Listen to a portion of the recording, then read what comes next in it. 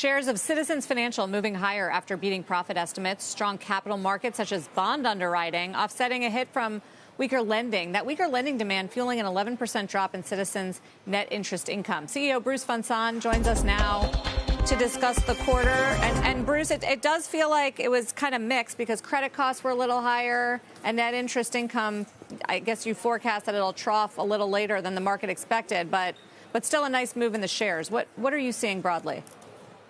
Well, I'd say we kind of headline for the quarter was very strong performance. So capital markets revenues were really strong, led by bond underwriting, syndicated loans, and also continued strength in middle market M&A. So we were up 63% versus a year ago, 14% versus an already strong first quarter. So that feels good. We also hit records in card fees and in wealth fees. So pretty broad-based strength in fees. Balance sheets holding in. We're managing our deposits costs really well. They were down 3 basis points versus the first quarter. We're not seeing a lot of loan demand yet. We're hopeful that picks up a bit in the second half of the year. We're doing a good job on expenses. Our credit metrics are about where we expected them to be. So anyway, I think we're feeling optimistic about second half, and then clearly as we go into 25 and 26, we've got a lot of tailwinds. Yeah, I mean, but the pointing to the lower net interest income in the quarters, I think you pushed it back a quarter. When you expect that to bottom, what is driving that, and how do you expect the rate picture to evolve to influence that key metric? Yeah, so it's obviously 2 elements to it. One is the net interest margin, and the second is volume. And I guess what we had anticipated was a little more of an uptick in volume in the second quarter. That didn't happen, which kind of means that the bottoming will happen in the third quarter. We're not doing too badly, though. We're only down 1 or 2%. But then I think we also have these swaps that we had forward starting in kind of some in Q2, some in Q3.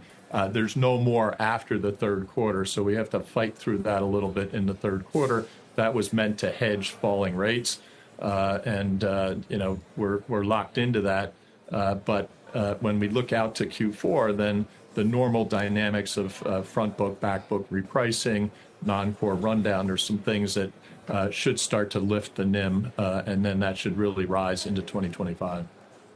Yeah, Bruce, is that what you're talking about when you say tailwinds for 25 and 26? And can you give any more specificity in terms of what's behind that forecast? Yeah, so net interest income is going to be a big driver. Again, as the legacy swaps burn off, then we should see our NIM go from roughly high 280s today, kind of approaching 330, 335. That pretty much falls straight through the bottom line. So that'll really lift our EPS and our ROTCE.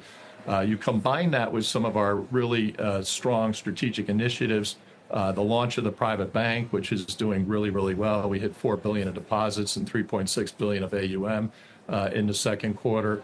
That'll continue to mature and drive performance.